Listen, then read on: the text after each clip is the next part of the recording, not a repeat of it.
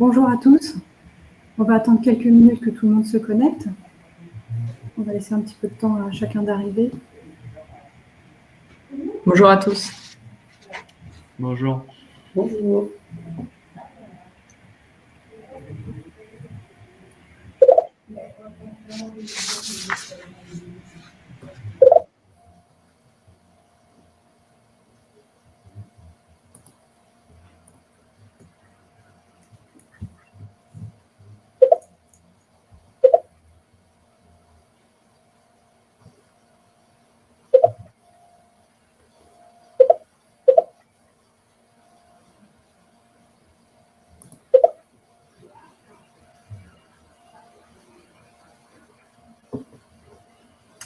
Je pense qu'on va commencer.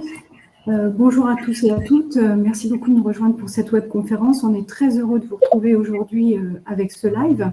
Je suis Alejandra, je suis chargée de contenu B2B chez Phoenix et j'accompagne aujourd'hui Amélie Dumont, Chief Revenue and Impact Officer, et Caroline Père, Customer Insight Analyst chez Phoenix.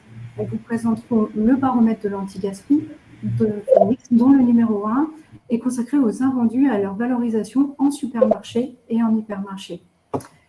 Également avec nous aujourd'hui, Franck Marchand, VP Customer Success chez Phoenix. Il nous apportera une vision un peu plus opérationnelle sur les indicateurs délivrés par le baromètre.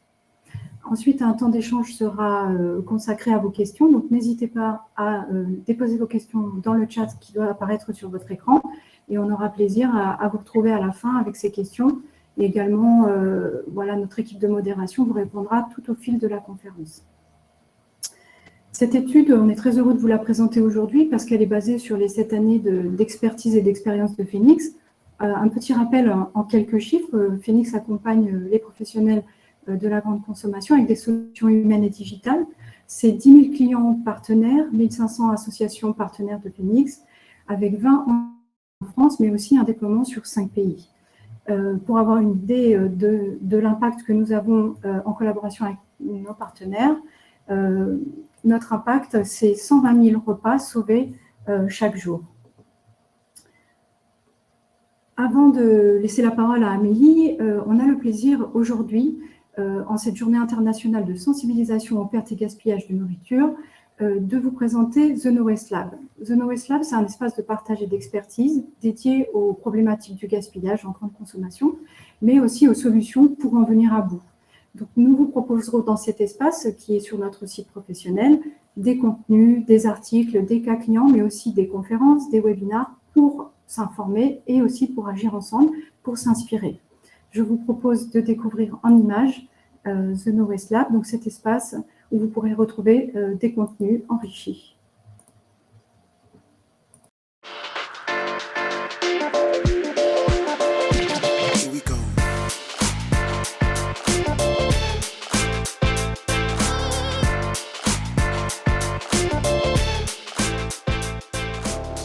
Depuis plusieurs années, Phoenix accompagne les professionnels de la grande consommation pour agir ensemble contre le gaspillage, en proposant des solutions concrètes, performantes, humaines et digitales, de façon à ce que ça profite à tous. La présence de nos équipes sur le terrain et la mise à disposition d'outils digitaux auprès de nos 10 000 clients partenaires nous donnent accès à une data et à une expertise que nous souhaitons partager avec vous, avec les professionnels de la grande consommation. On veut s'inspirer et inspirer les bonnes pratiques pour tout le secteur.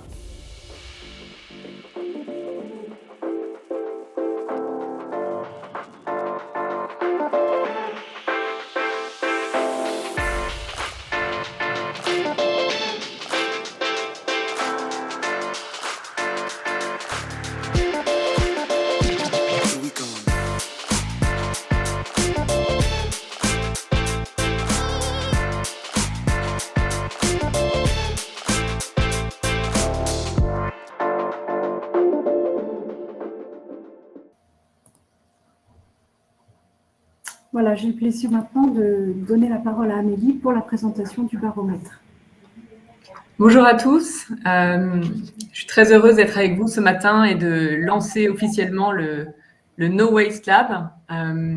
C'est une conviction personnelle que j'ai, qu'on ira plus loin dans la lutte contre les gaspillages alimentaires, la valorisation des invendus en partageant les informations, en partageant les données, en collaborant et en apportant des regards croisés sur ces sujets.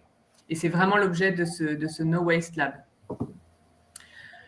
Je vais vous présenter, moi, le baromètre de l'anti-gaspi. Le baromètre de l'anti-gaspi, c'est le volet chiffré quanti de notre lab. C'est une étude qu'on veut sortir 3 fois par an pour aborder ensemble, regarder ensemble les problématiques des pertes et des gaspillages en grande conso. C'est une étude qui va s'appuyer sur notre expertise chez Phoenix et puis sur les 7 années d'accumulation de data, d'informations qu'on a pu récupérer avec nos différents partenaires. Le but, c'est vraiment de développer les connaissances, la compréhension chiffrée, quantifiée sur le sujet du gaspillage. Et ça s'adresse tout simplement à tous les professionnels et à tous les acteurs de la chaîne agroalimentaire et de la grande conso qui veulent en savoir plus et qui veulent avancer plus loin sur la lutte contre le gaspillage. Alors, pour notre première édition, je vous propose qu'on fasse un plongeon dans le monde de la grande distribution auprès des supermarchés et des hypermarchés. Donc, petit point définition, supermarché, les magasins qui font entre 400 et 2500 m², et hypermarchés, ceux qui font plus de 2500 m². Et qu'on regarde pour ces acteurs le poids des invendus et comment ils peuvent être valorisés.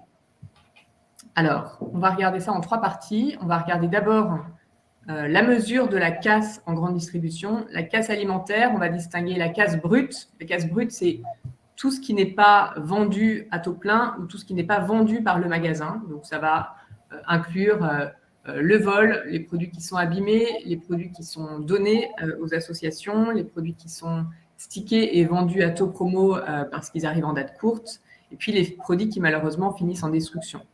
Donc, on va regarder à la fois la casse brute, la démarque, et la casse nette. La casse nette, c'est vraiment les pertes sèches du magasin après les leviers de valorisation qui sont possibles et sur lesquels on reviendra. Et donc, on va regarder la casse en grande distribution. On va regarder comment est-ce que ces invendus peuvent être valorisés avec 2 leviers possibles essentiels, le don aux associations d'aide alimentaire et puis les ventes promotionnelles en date courte avec des outils de stickage. Et puis, on fera aussi un petit détour pour regarder l'impact de la crise Covid sur cette casse alimentaire.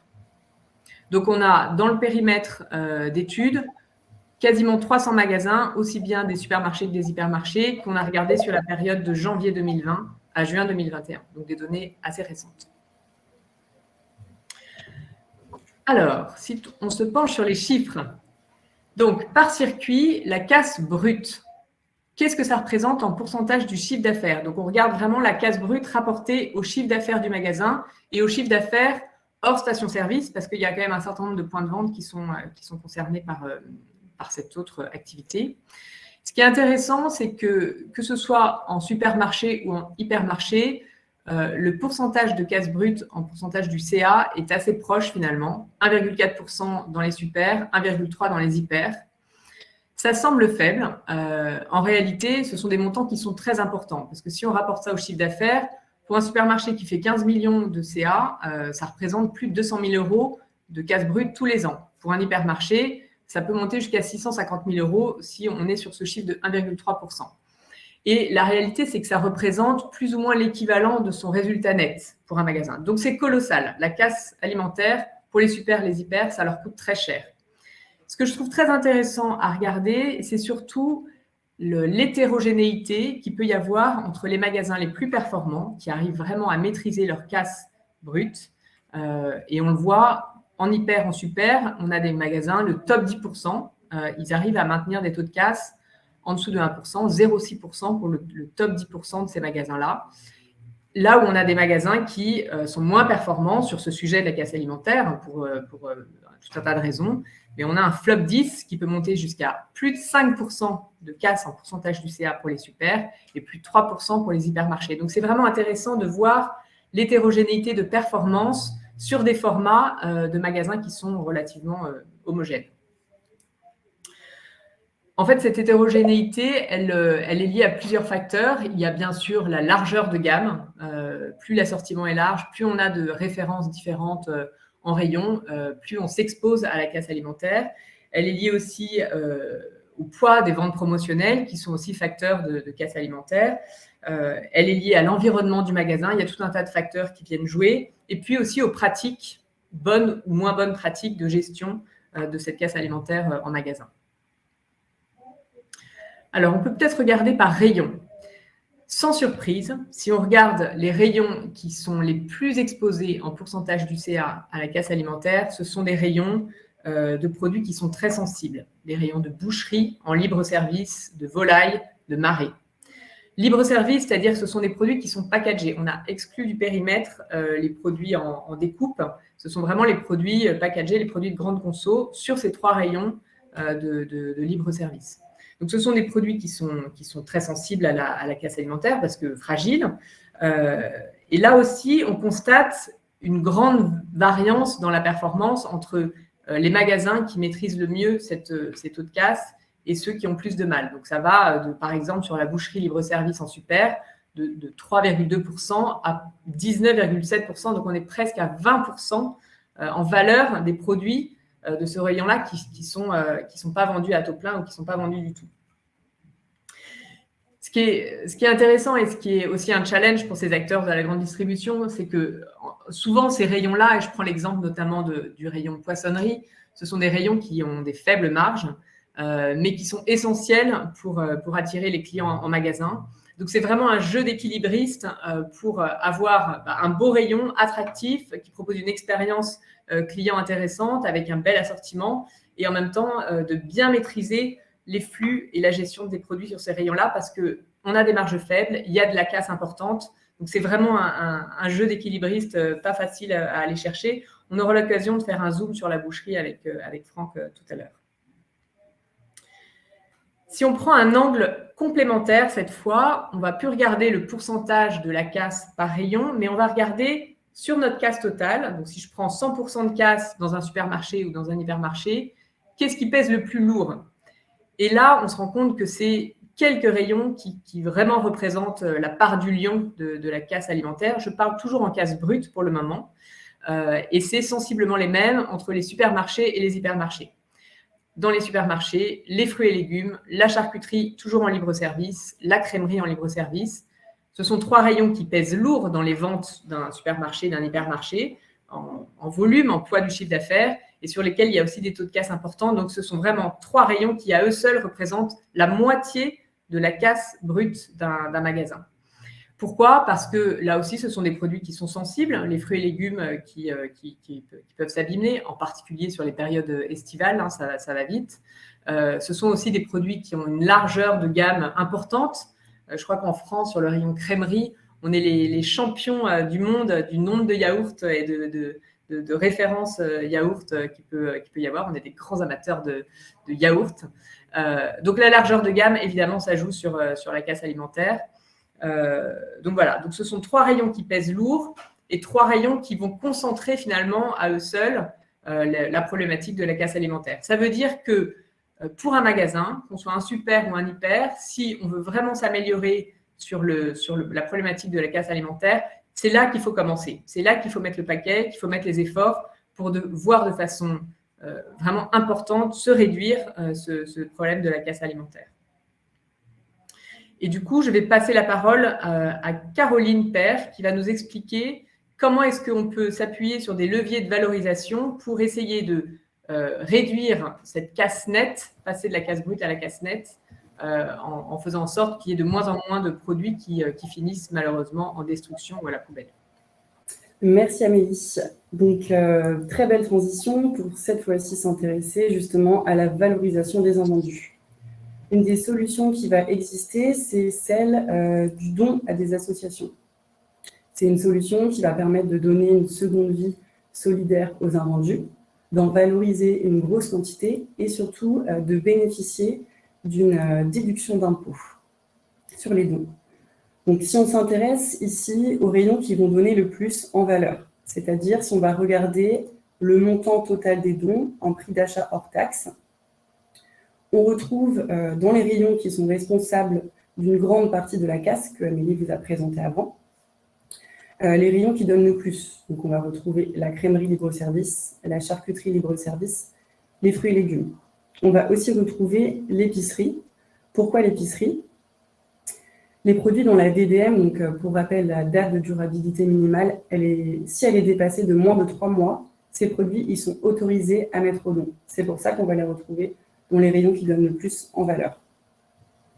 Si on change maintenant d'échelle d'analyse et qu'on s'intéresse à la granularité des catégories de produits, en sachant qu'ici, dans ce baromètre, on va vous apporter une lecture des produits gènes codés, c'est-à-dire des produits qui comportent un EAN.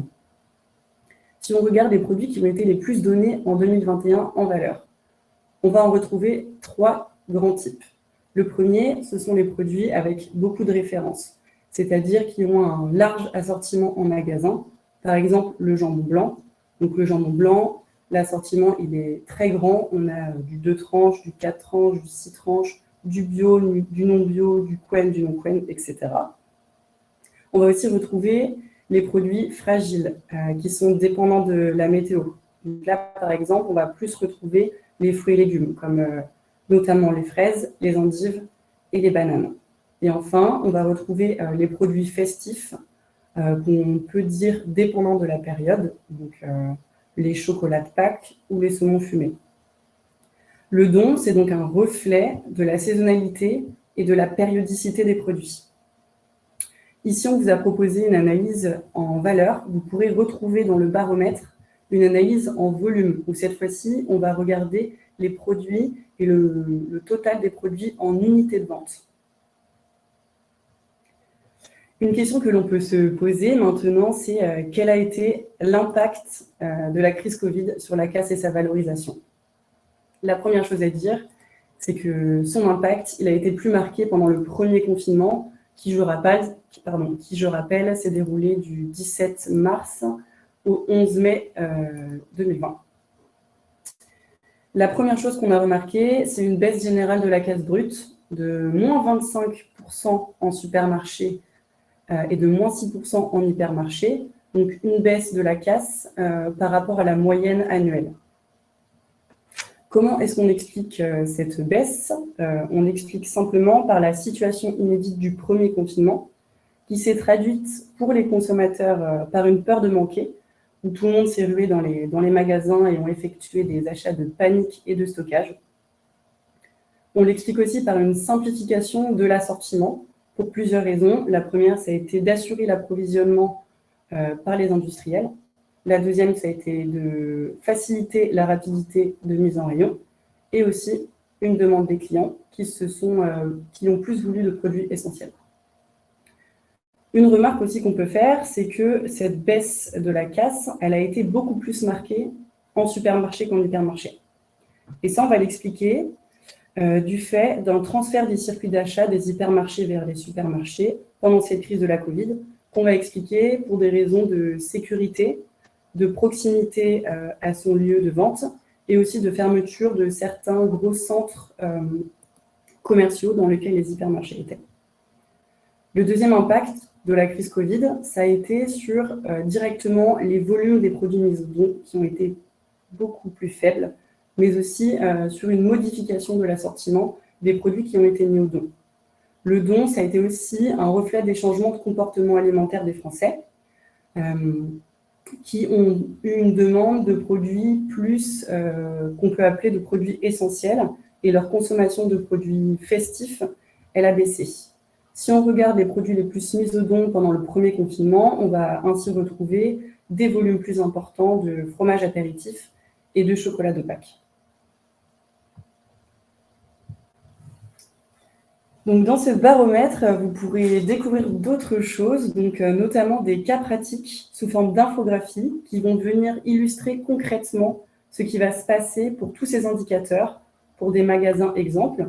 Donc, pour un supermarché, vous allez pouvoir retrouver tous ces indicateurs déclinés pour un exemple de magasin de 15 millions d'euros de chiffre d'affaires annuel et pour les hypermarchés, pour un chiffre d'affaires annuel de 50 millions d'euros. Vous allez aussi pouvoir retrouver toute une partie sur la valorisation, cette fois-ci, par le stickage promotionnel vente date courte. Donc, c'est-à-dire quels sont les rayons qui vont sticker le plus, toujours en valeur et en volume, les catégories de produits que l'on va retrouver le plus tickets, l'impact de la crise Covid sur cette valorisation, toujours accompagné d'avis d'experts et de recommandations. Merci beaucoup, Caroline.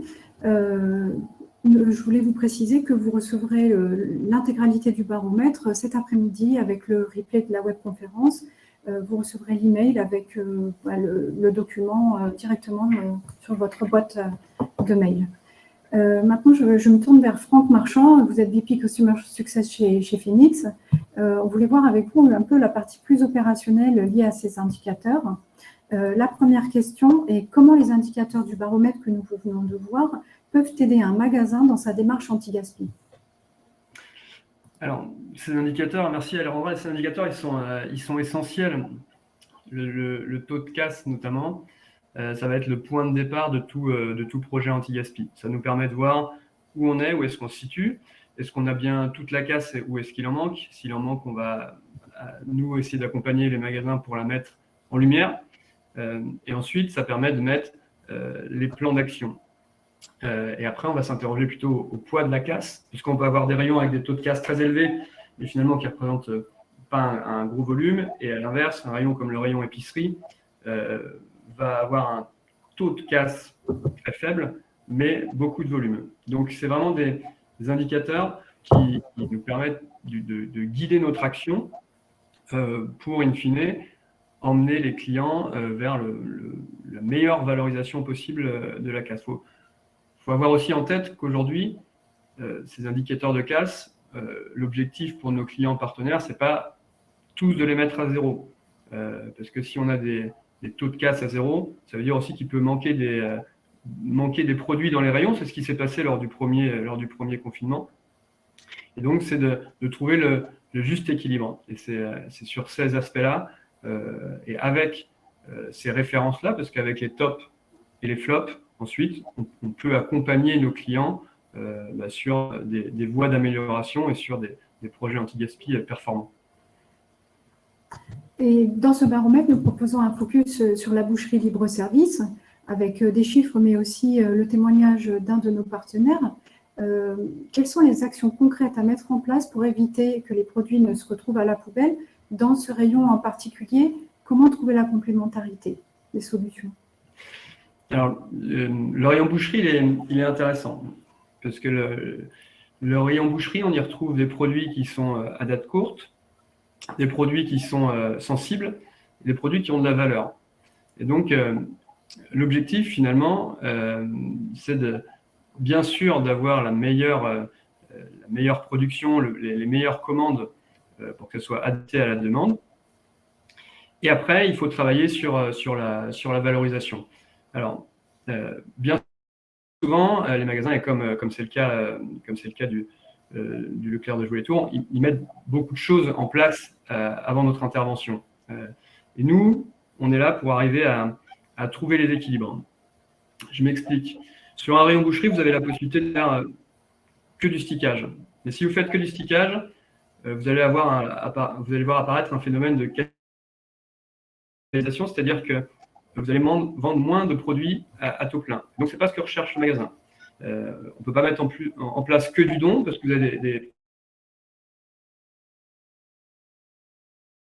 L'objectif, il est de trouver l'équilibre entre du stickage, du don, des paniers aussi, qui vont permettre d'écouler les produits qui sont interdits au don. Et avec cette diffusion, on peut déjà atteindre 90% de revalorisation sur un rayon comme celui-ci. On apporte aussi la possibilité, avec l'alimentation animale, de les valoriser différemment, mais on les valorise aussi. Ce qui fait qu'un rayon boucherie qui a trouvé le bon équilibre et qui est bien accompagné n'a quasiment plus de déchets à traiter. Merci beaucoup, Franck, pour votre éclairage. Voilà, on va passer à la partie questions-réponses. On a reçu quelques questions de notre côté. La première question, je vous la pose à vous, Amélie. Comment je fais pour situer mon magasin par rapport aux chiffres moyens que l'on peut retrouver dans le baromètre? Merci Alejandra. Alors dans ce baromètre justement, ce qui nous intéressait, c'était de se pencher sur les écarts types entre les top performers et ceux qui ont plus de mal. Donc on va avoir rayon par rayon, catégorie de produits par catégorie de produits, les taux de casse moyens, mais aussi les meilleurs performeurs et les moins bons. Donc ça permet vraiment de façon fine et précise de se positionner en tant que magasin par rapport à un environnement. On essaye de faire ça dans un environnement supermarché et hypermarché, parce que évidemment, la situation n'est pas tout à fait la même. Merci. J'ai une autre question. Pourquoi parlez-vous en valeur et non en volume? Peut-être Caroline. Oui, alors du coup, comme je vous l'ai précisé tout à l'heure, on a décidé de vous présenter pour ce webinaire en valeur, mais vous allez pouvoir retrouver dans le baromètre en volume, donc, qui va vous apporter cette fois-ci une vision sur la quantité, puisque ces deux aspects, ces deux unités sont complémentaires. Donc, on va regarder en unités de vente. Et c'est aussi intéressant de regarder sous cette forme tous les produits qui sont mis au don ou qui sont stickés, parce que ça va nous amener une autre approche. Si on se met au niveau de l'association, quand les camions arrivent dans ces associations, ce qui est important de voir aussi, c'est au niveau du nombre de produits qui est reçu. Par exemple, la viennoiserie, ça va être un produit qu'on va retrouver dans les top volumes au niveau des associations, mais pourtant, ce n'est pas forcément un produit qui va être très valorisé économiquement, et c'est pour ça qu'il ne va pas apparaître justement dans le top des produits qui sont le plus donnés. Mais si on regarde cette fois-ci en volume, donc du coup en regardant avec les unités de vente, c'est un produit qui va venir remonter justement dans ces tops. Donc c'est vraiment pour apporter une vision complémentaire entre la valeur et le volume. Donc je vous invite à regarder l'étude et à lire l'étude du baromètre en entier si ces indicateurs vous intéressent. Alors, j'ai une autre question. Pourquoi l'étude présente uniquement les rayons libre-service et non les rayons traditionnels? Pour l'instant, on a fait le choix de se concentrer sur les rayons libre-service parce que les rayons traditionnels, nous avons encore quelques problèmes et je pense que tous les magasins ici présents le savent. C'est une véritable problématique au niveau de leur traçabilité. Donc pour cette première édition, on a voulu vraiment concentrer nos efforts et notre expertise sur quelque chose de concret et le plus fiable possible. Une analyse uniquement sur les rayons libre-service. Et une dernière question pour Amélie, je pense. Quelle perspective d'innovation et de développement envisagez-vous? Jusqu'où vous pouvez aller dans l'analyse et la granularité du baromètre? Merci. Je crois que ça répond aussi à la question d'Annabelle Souchon. Pour cette première édition, on regarde vraiment la case déjà par grande catégorie de produits, mais notre volonté, c'est d'aller le plus finement possible en termes de granularité, de profondeur d'analyse. Donc, on est en train de travailler, on a une équipe data qui travaille d'arrache-pied sur le sujet, mais pour qu'on puisse suivre la caisse alimentaire à l'EN, c'est-à-dire vraiment produit par produit, qu'on ait des informations sur les niveaux de casse brute, les niveaux de casse nette, ce qui part en don, ce qui part en stickage, etc., etc. On veut aussi, et on a des algorithmes qui tournent là-dessus, être en mesure de mesurer les drivers de la casse alimentaire et les drivers de la valorisation de cette casse. Comment est-ce qu'on trouve les variables explicatives de façon quantitative sur ce qui génère de la casse alimentaire ou pas. Donc ça, c'est aussi un gros chantier de fond sur lequel on met toutes nos énergies. Et on veut aussi élargir notre champ d'analyse. Aujourd'hui, on s'est concentré sur les produits alimentaires chez les supermarchés et les hypermarchés.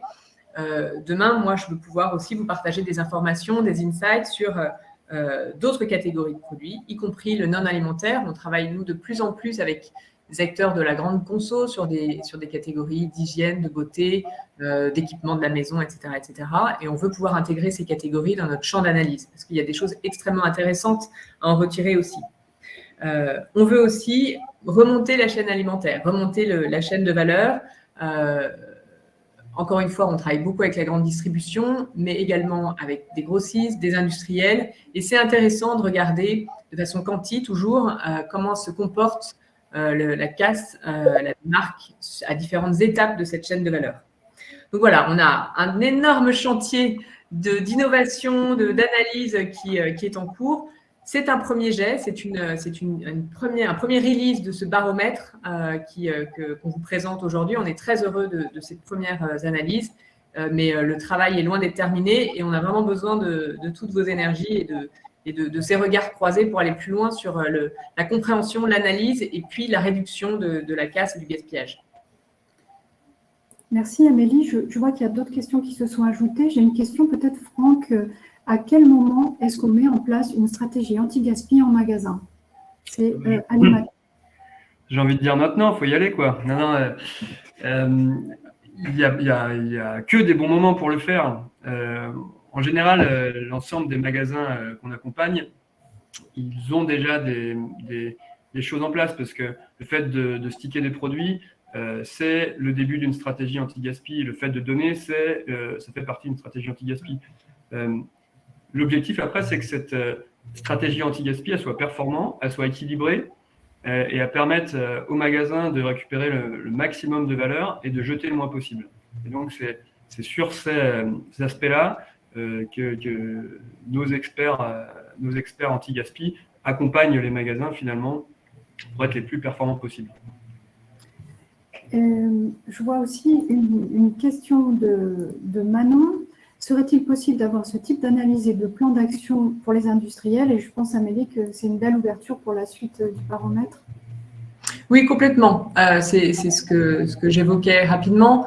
L'objectif, c'est de continuer à pousser les analyses, y compris au niveau des industriels. Parce qu'on le sait, ou on le sait moins, mais malheureusement, la destruction des produits invendus, évidemment, elle intervient en bout de chaîne auprès des retailers, de la grande distribution, mais malheureusement, elle se passe aussi en backstage, j'ai envie de dire, au niveau des entrepôts, au niveau des usines, au niveau des réserves, en magasin. Et donc, de plus en plus, nous, on va vouloir mesurer cette casse à chaque étape. Donc, oui. Je vois que les questions arrivent encore. Peut-être c'est la dernière qu'on prendra avant de conclure. Comment la nouvelle loi anti-gaspi va-t-elle accélérer le mouvement et aider à tendre vers le zéro déchet alimentaire? C'est une question d'Olivier. Je peux y aller, ouais, Amélie, si tu veux. Les projets qui sont dans les tuyaux font état d'une labellisation des magasins, notamment sur la démarche engagée et sur leur niveau de performance. Et du coup, ça va forcément engager tous les magasins à aller dans le bon sens, surtout que de plus en plus, les consommateurs de ces magasins sont à l'écoute des actions qui sont mises en place à l'intérieur des magasins dans lesquels ils vont faire les courses. Donc, c'est quelque chose qui, du coup, les bons élèves vont s'y mettre en premier, puis après, tout le monde va suivre dans ce sens-là. Merci beaucoup, Franck. Et j'ai une autre question qu'on a passée. Avez-vous la communication des taux de casse brute de chaque enseigne? Caroline. Alors, donc concernant la communication sur les taux de casse brute de chaque enseigne et de chaque point de vente, oui, nous, on va les avoir, mais de manière confidentielle. Tous nos clients qui sont suivis par nos équipes, comme vous l'a expliqué Franck tout à l'heure, ce sont des indicateurs que l'on va regarder justement pour les positionner et les aider à mettre en place et suivre leur démarche anti-gaspi. Pour des raisons de confidentialité évidente, nous ne pouvons pas dévoiler par enseigne ou par magasin, sauf si ce sont nos clients dans ce baromètre. Mais nous avons effectivement cette lecture par enseigne et par point de vente. Merci beaucoup. Je pense qu'on va conclure ici la webconférence. Merci beaucoup d'avoir été avec nous aujourd'hui. Donc, vous allez recevoir le PDF du baromètre. On a créé une adresse mail, thenowastelab@wearephoenix.com. N'hésitez pas à nous écrire si vous avez des questions et aussi à échanger vos initiatives, si vous avez des choses à partager avec nous. Cet espace pro The Knowest Lab est ouvert à tous les professionnels de la grande consommation. Et donc, à venir, on vous donnera des informations sur nos prochains rendez-vous et nos contenus, et également le prochain événements liés au baromètre, ce sera un focus sur les produits à l'occasion des fêtes de Noël. On ne manquera pas de vous tenir informé, de partager avec vous cet internuméro avant le numéro 2 du baromètre. Voilà, merci beaucoup et puis on vous dit à bientôt. Merci à tous. Merci. Merci. Merci aux intervenants. Merci.